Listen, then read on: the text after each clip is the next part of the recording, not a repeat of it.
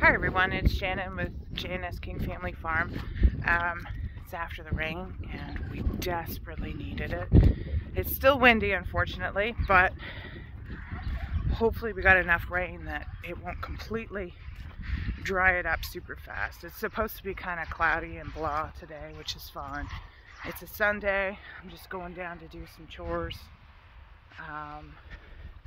let some chickens out, and check on everybody. We'll open the farm stand today, of course. It's a long weekend here. And if you're in the US, next weekend is Memorial Day.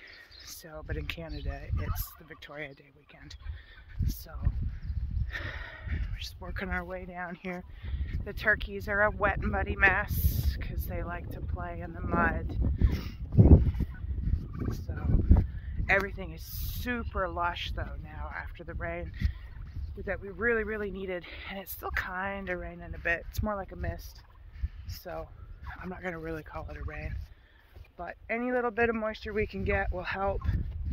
It's really, I'm looking at the peas right now and it's just made everything pop. It's fantastic. So we'll let these chickens out here. We've just got this handle here to let these guys out.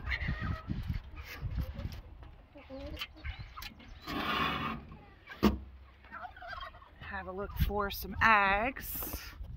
Let's see if there's anything in here.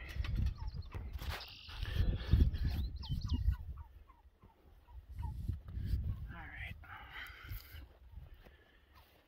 Yeah, wow. Did that ever green everything up? Oh, the wind has made kind of a mess of things again. But look at this, guys. This is the peas that we looked at the other day. Look how much everything's just come up in 24 hours with all that rain.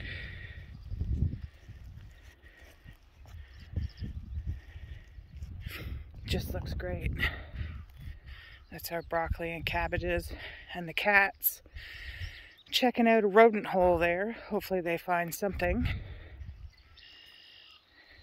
It's starting to rain a little bit faster, so I'm gonna go in the barn and hide from the rain. Do some chores this morning.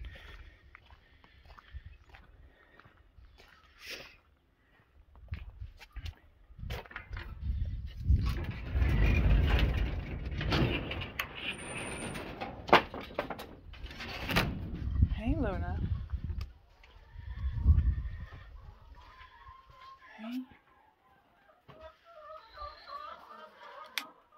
It's raining today, I think, for the day, so I'm gonna do some barn cleanup. I think that's gonna be my thing today. Oh, the Meat Kings look great. So we're gonna get these guys all fed and add some bedding in here, but everybody looks really good. We haven't had any losses yet, which is excellent. It makes me happy. So we'll add some bedding, add some food, change their water. What are you doing, Boots? Are you curious? Hey, that's why we put a lid on top of it. Hey, I know. It's like typical cat behavior. Hey, buddy, it's okay. I know. They're little birds and they look tasty, but they're not for you. No, they're not. Hey, good boy.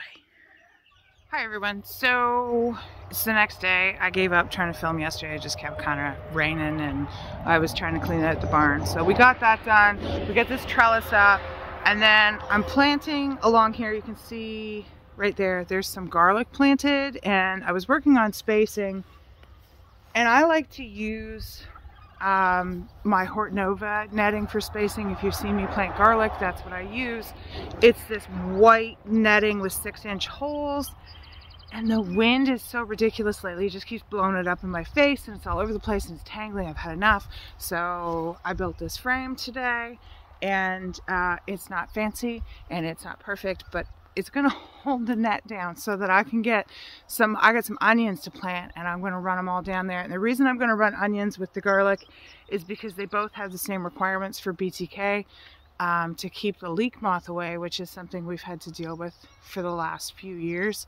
And just netting everything here is not feasible. We do the best we can, but it's not. So I stapled, I made a little frame and I stapled the net to it, and that's it. So that's what we're gonna do with that. We're gonna get some onions planted and see what else we can get done today.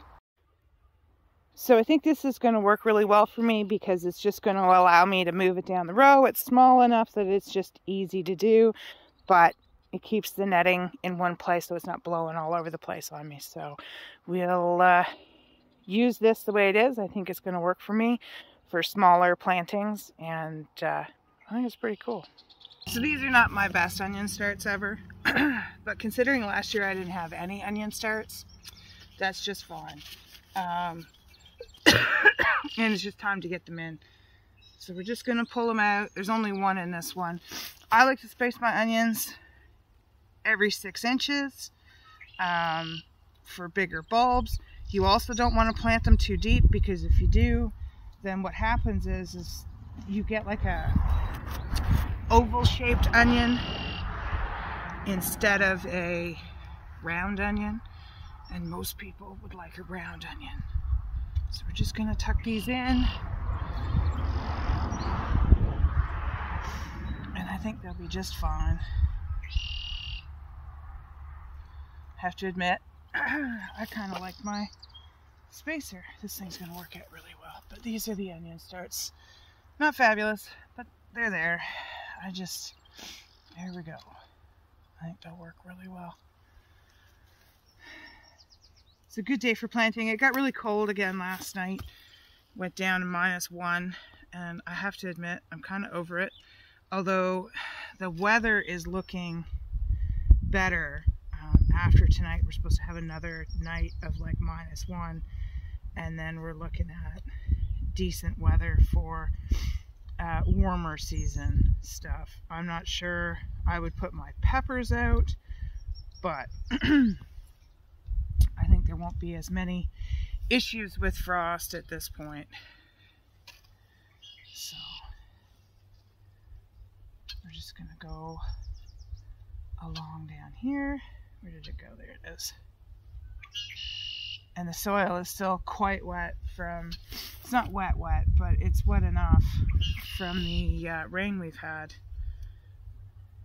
this week, which is good. We really needed it. So here we are.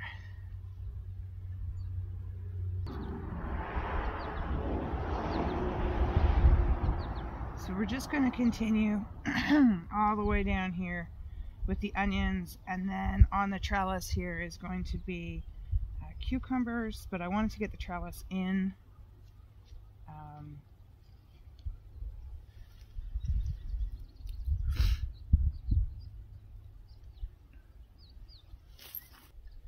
and set up so that I don't have to worry about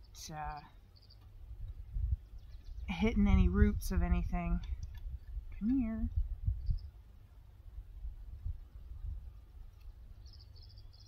And then once I get these onions in, I'm actually going to top dress with, I'm going to mulch them.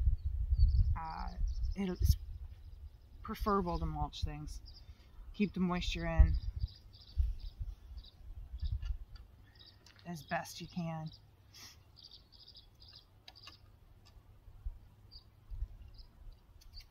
So we were able to get the rest of the trellis up today.